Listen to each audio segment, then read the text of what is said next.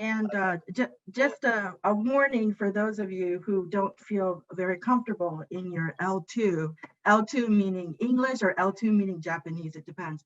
So I really would like you to understand how students feel when they encounter their foreign language. And so I'm going to ask you to kind of uh, break out of your shell a little bit and experiment with the foreign language so that you can really, empathize and understand like how difficult these two languages really are.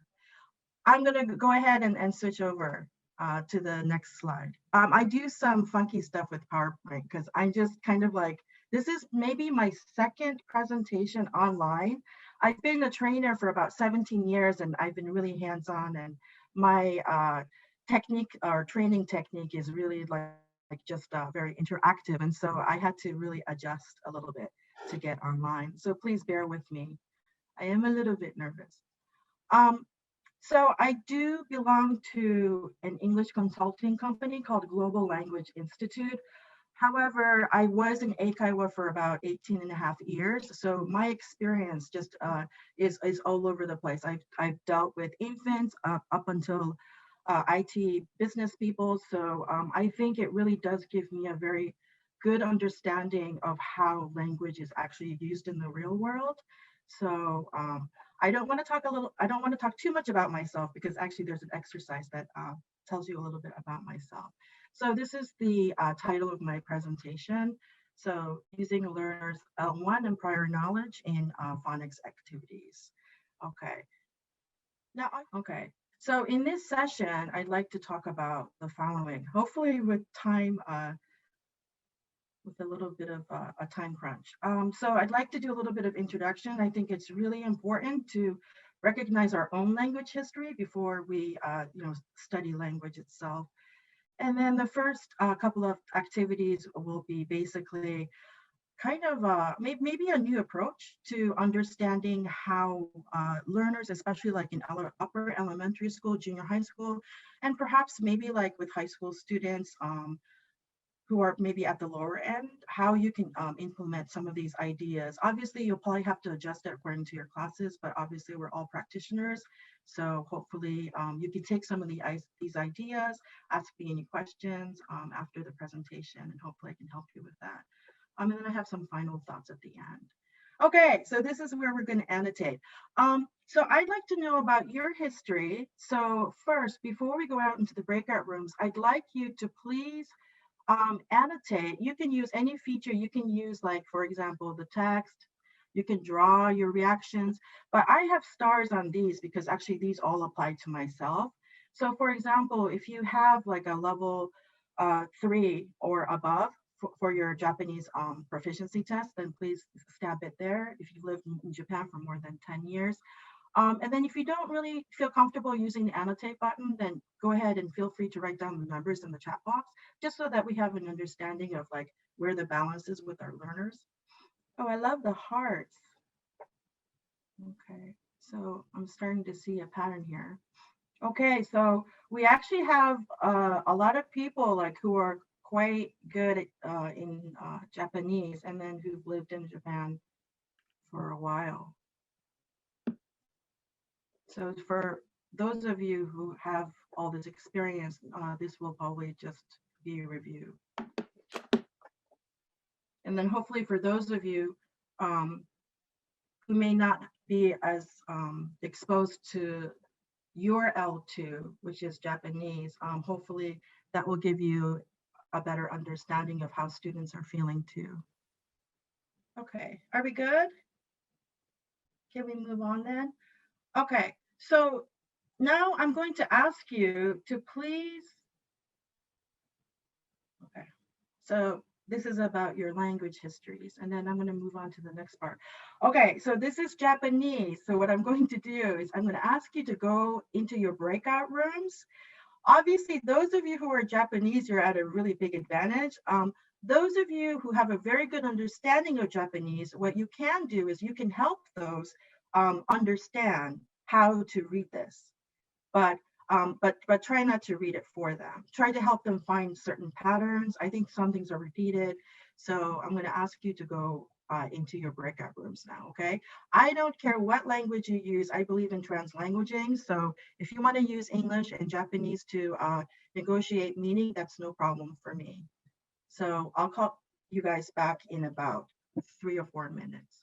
Make sure that everyone gets a screenshot of this.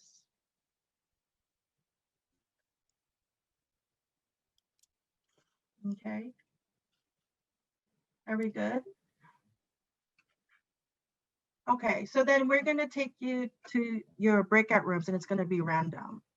Okay, and what are we going to do one more time for everybody? And then I'd like you to please look at the Japanese and see how much you can make sense of it. Obviously, those of you who whose language is Japanese as L1, you don't need to worry about this. But those of you who are not necessarily native speakers of Japanese, you can practice your Japanese and see how much you can read. Okay? All right, I'm going to open the rooms now. Okay, so you have about 4 minutes, okay? Work quickly. Okay, and then I want to make sure my screen is still shared.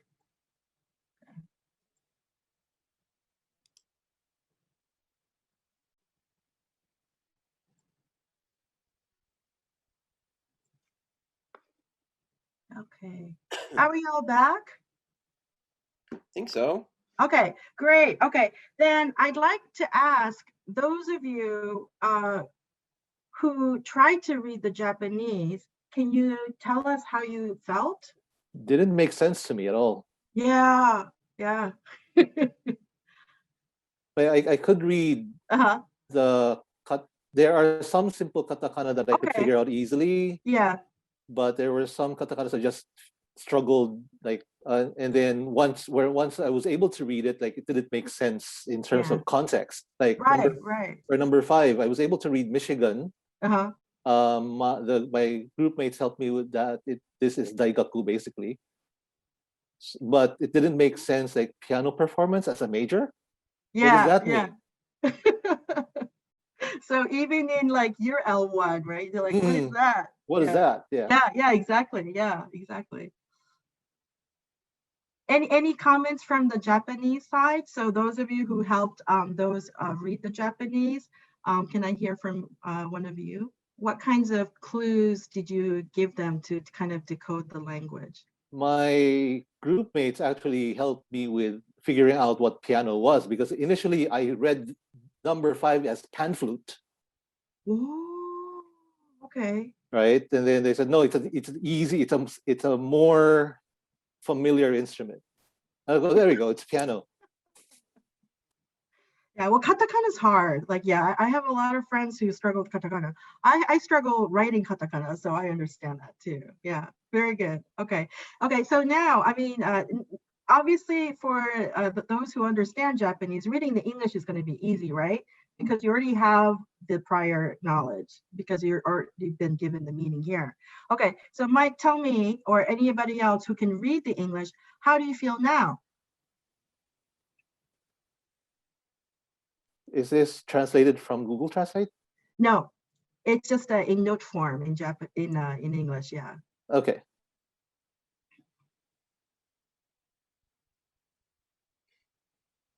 So is it like all coming together now? Yeah, there was one more thing to mention. First slide for the non-Japanese speakers is that sometimes you can understand what it says without being able to read it, and there's frustration in that too. Or like knowing maybe it's this, but not exactly sure. Yeah. And then, sorry, I'm going to pick on Mike, but Mike, how many years of your life have you, like, how many years have you lived on this earth? Man, putting me on the spot. I mean, probably not as long as me, but long enough, right? But if we think about our students, right, our Japanese students, can you imagine, even though they have lived maybe, half the number of years that we have, you can imagine how difficult it will be, right? Yeah, definitely. And usually we say, if you can't read at least 94% of what is written, then you have no chance in trying to understand what is there. But imagine an elementary school student receiving the new like English textbook, or the junior high school student receiving the new book, that's how they feel. Right, right. So I want you to remember this moment, even though it was very brief and we had some breakout room problems, but I really want you to remember this because it's really important to know how they feel, the positive and the negative feelings when, you try to read my intro. And so language history, so the experience and the knowledge that we have in our L1 really does greatly affect how we approach teaching. So for those of you who may not be as familiar with Japanese, there probably is more of a disconnect. It doesn't mean that you can't teach it. Of course you can, but there are some advantages to actually knowing L2 as well, okay? And how you felt is exactly how young learners feel, except you can also imagine it can be very demotivating for a junior high school student who's going through adolescence as well, psychologically, to also know that they can't do something, in English. So, so we have to kind of think about those psychological consequences as well. Okay, all right, so then let's move on to something a little bit more fun. Okay, so since I think because of time we probably shouldn't use the breakout rooms, and my bad for not realizing that it wasn't going to work with a group of 40. So I'd like you all now to take your annotate skills and put them to good use, and then I'd like you to circle the ones that you don't know, and then if you can, under the set of letters, please write the category that you think they belong to. So number one, the whole set of letters belongs to one category. And then number two is another category. Number three is another category, okay? And so depending on your cultural background, you may or may not know some of these. So circle the ones that you don't know, okay? And I'll give you about 2 minutes. Yeah, and feel free to write in other letter sets too. And while you're circling and thinking about, where certain things belong, I'd also like you to think about, is it really necessary to flash the ABC cards? Or is it really necessary to teach students the alphabet with the letters in isolation? Any answers of categories for these? Okay, I think everybody got, yeah, very good. Yeah, yep, organizations, good. Yep, company, brands, yeah, sci-fi. Yeah, what about this one? What about number 2? I don't know this one. Yeah, people, that's good. Okay, and I'm really glad that you brought these 2 up. So obviously, like, these are acronyms, right?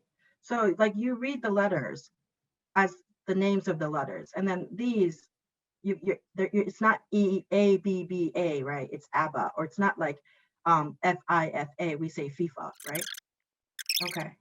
So then for those of you who didn't know some of these things, what I'd like to ask you is, even though you can read it, I mean, this is in L1, right? It's in English. Why don't you know it? Context and interest. Yeah. So if you're not interested in sports, you're not going to know what WWE means, right? Does anyone know what WWE is? Actually, I thought it was WWF, but recently it turned to WWE, so I didn't know that. That's wrestling. Yeah. Thank you, Jackie. Yeah. That's right. World Wrestling Entertainment. Yeah, not federation anymore. Yeah, very good. Okay. And then I see some people like circling V6. Okay, so the Japanese people, like, they know this, right? What's V6? V6, right? Japanese band. Yeah. How many members? 6. From the 90s. Yeah, from the 90s, that's right. Okay, and then I see so many people circling REM, which really surprises me. But what year? Maybe they're not native English speakers. Yeah. Or native Yeah. Yep. It's also generation too. Generation gap. I think it might be, yeah. Kind of hinting at my age. Yeah, I don't know, that might be a little bit before my time too. So So what I want to say is there are ways to incorporate what kids already know, which is their prior knowledge, and then teach them something new, which is letter recognition. Obviously, capital letters is too easy for junior high school students, but you'd be surprised with some students. But what I'd really like the students to know is that, especially a lot of students who feel a disconnect to English, I'd like them to know that everywhere they go in Japan, whether they recognize it or not, it's out there. And I think that what our job is to do is to take what's out there and then to bring it into the classroom. And I've done this with my kindergarten students. I've done it as young as kindergarten and as old as some university students who actually need to know some of these important organizations. Okay. All right. Now moving on. Okay, I need to clear this. Let me clear this first. All right. Okay, now I'm not trying to make, I'm not trying to give Japanese learners a difficult time, but since it is the beginning of the school year and we are trying to learn our students' names, what I'd like you to do now is I'd like you to annotate the answers to some of these students' names. And I left you enough blanks so that you can fill them out, okay? So I'll give you about 2 minutes to do that. And then I'd also, while you're filling out the answer, I'd like you to think about the sound patterns that you could actually be teaching students through their names.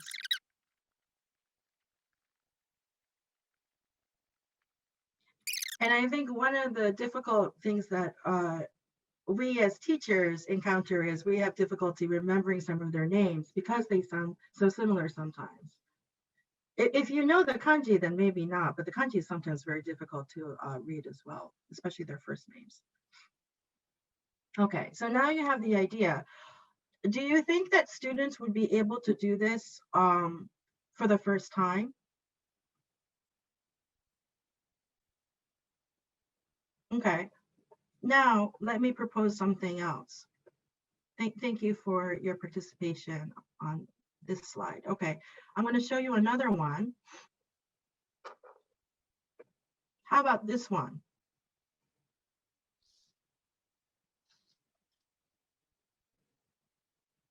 Do you think that students would be able to read this with their name included? Depends on their level, age. Yeah. So it depends on their level and age, right? So basically, probably by 4th or 5th grade, they would be able to read their name and hopefully be able to write a little bit of their name. But by junior high school, they should be able to recognize their friends' names because actually by 2nd grade, students are already learning Romaji. So because they're learning how to type. And so Romaji is already exposed to them. So to a certain extent, they should be able to recognize some of their names, even if they can't read it completely, okay? So this is something that you can do with your students because the name is the most important thing. And I often wonder why when we teach English, we don't focus more on our students' names because that's the most important thing in the language, I think. And I know when I lived in the States, I had to write my name hundreds and hundreds of times. And that was the only way that I could remember it, and in kanji as well.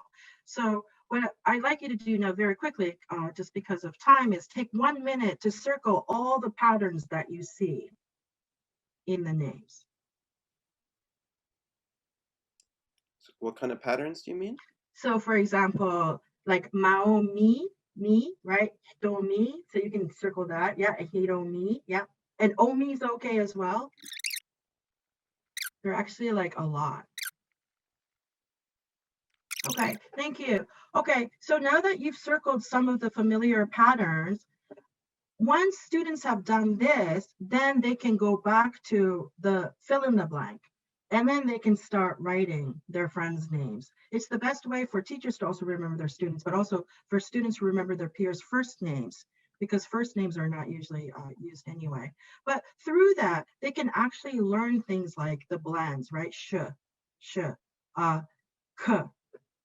j. So not everything has to be done, like A, at, B, but, C, cut. It doesn't have to be that way. A lot of things can be learned through their names. Okay. So let me just clear this. There's a question in chat about Okay. learned in 4th grade of elementary school. Yeah, I mean, like, so basically what you would have to do with 4th graders is you would have to have them read their friends' names many times. So like on a sheet of paper, you know, most of us have about, 30 students per class. So write all the names down. And then what they can do is, they can stand up and then they can ask, what's your name? And then find out, who is who. And you actually don't have to play a big part of it whatsoever. Okay. Okay, so with this one, it's going to be a little bit difficult because we don't have breakout rooms, but I'd like to ask a brave Japanese teacher to say one of these words, okay? So who would like to try number 1? Any brave souls? We're asking for Okay. a non-native English speaker here. Yeah, Here. yeah. Good And, luck. and you know what? The silence speaks and it says a lot because these are the 5 most difficult words for non-native speakers to pronounce. So I don't blame you one bit, okay? So let me turn this around, okay? How about this? So let's turn it around and let's have the Japanese learners try, okay? Can you read the following words? Number 2 is anemone. Yeah, very good. Then number 3 is risu, Uh-huh. squirrel. 1, 4, and 5, no idea. Right, okay. So these are difficult, right, because of the kanji. Now, are you ready? I'm going to give you a hint, and this will have something to do with the relationship between L1 and L2. How's that? Now, can you figure it out?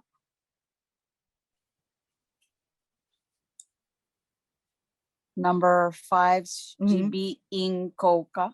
Yep. Number 4, Rokubanme. Mm-hmm. Number 1, say Katai. Okay. And you are obviously a native Japanese speaker, is that right?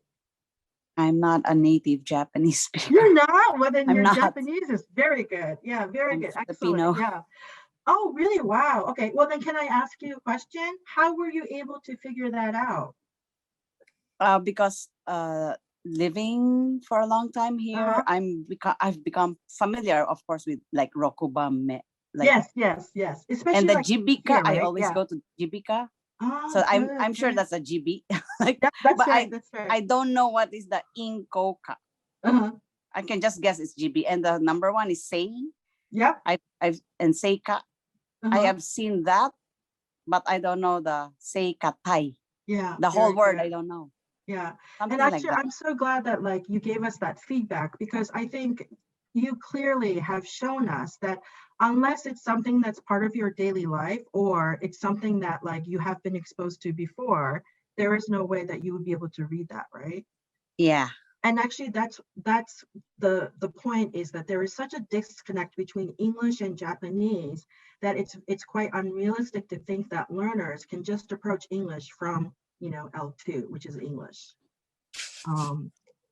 And so that is actually the point that I'm trying to make through all these exercises. Okay. All right, how about this then? Thank you. Oh, you're welcome. Thank you. Okay, let's try this then. Okay. What are the teaching opportunities here? And let me show you them all at once, okay?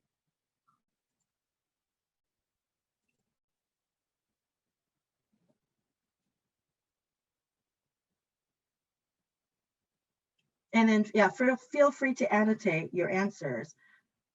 What do you think we are trying to focus on for each of the sets?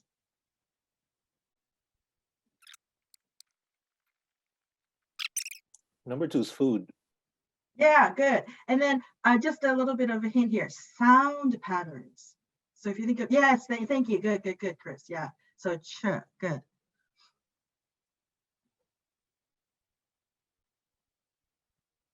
Mm-hmm.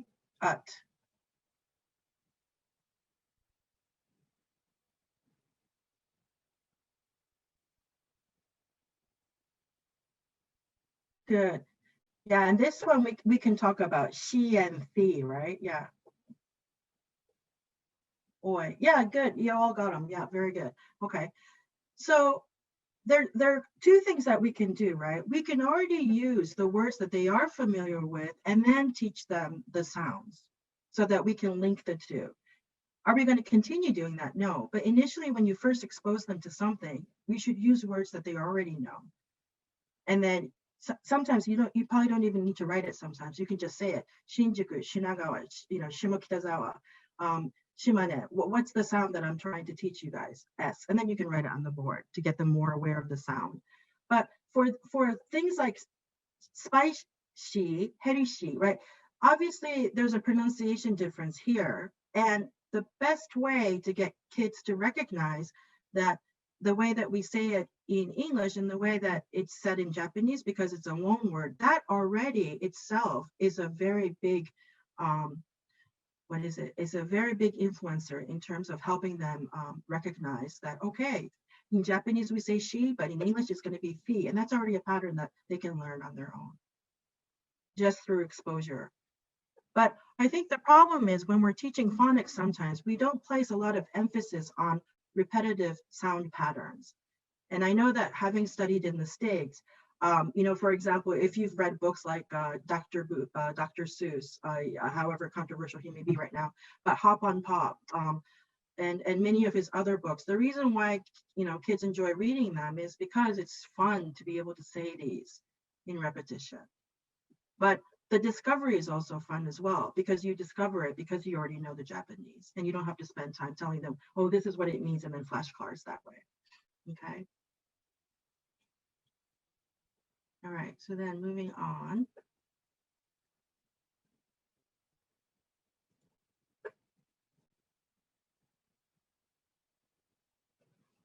So as I said, phonics can be fun and it can be easy if you choose the right words. So they have to be relevant in English as well. And if they're not relevant in English, then you need to teach them that, it's not used that way. So for example, I think students will probably say OG or OL, those kinds of things. But then you can tell them, well, it exists in Japanese, but it doesn't in English, okay?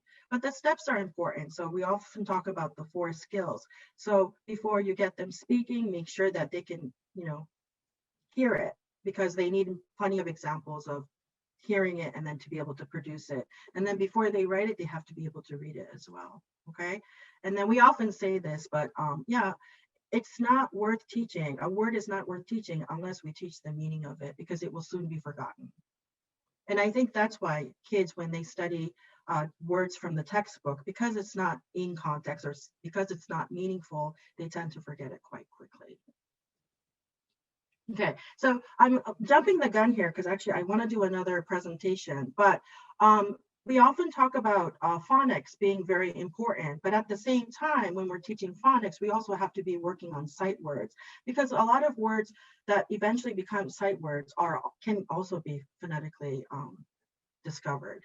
So this is an example. I know that many people now use the new Dolch list, but when I was studying at Temple, my professor was using Fry's list for younger learners. And Fry's list is basically an American version that helps learners read the first 1,000 high frequency words. And so what I had my colleague do, because our job is to create programs, is I asked him to actually make many sentences using the high frequency words, because I wanted my students to really practice reading it again and again. And then in the end, what he ended up doing was he ended up creating this passage from just the high frequency words. And I think it's like probably the first 500 that he used. I could be wrong. I probably have to ask him. But what I'd like you to do now is I'd like you to read this passage very quickly in English. And this is everyone.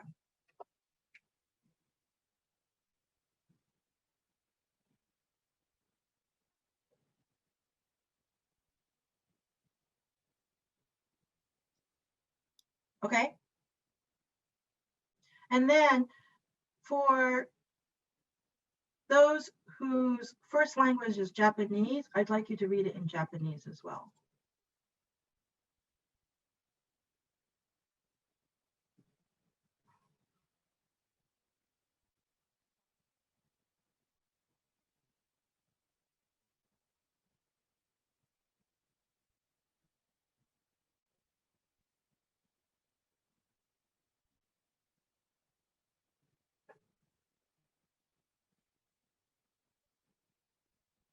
And obviously the question is stated at the top, but which version do you find more meaningful? So when we do a lot of translation in class as well, one thing that we should think about is, should we do literal sentence to sentence translation or take the entire thing holistically and then try to find meaning there?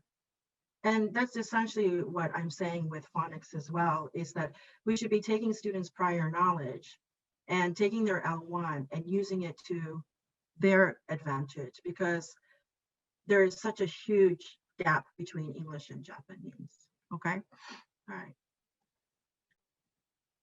So these are the main points that I'd like you to take from the lesson. I think I've already really stressed these points, so you can just kind of skim through it.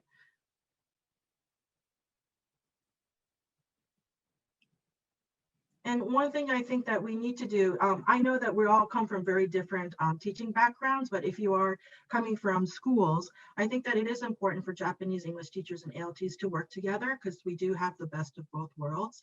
And that I think creativity, communication, and collaboration are very necessary, not just in the classroom, but outside of the classroom when it comes to preparation. Okay.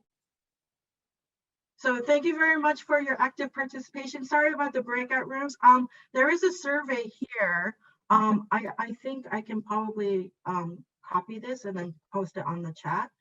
But thank you very much and enjoy the rest of your Sunday. If you have any questions, yeah, feel free to mail me here at this address. And by the way, for those of you who are foreign residents, we do have a foreign community support for those of you who have trouble like reading Japanese documents. So please visit our site. Okay, thank you very much. Yeah, thank you. Okay, so I'm just gonna take this. Hold on one sec.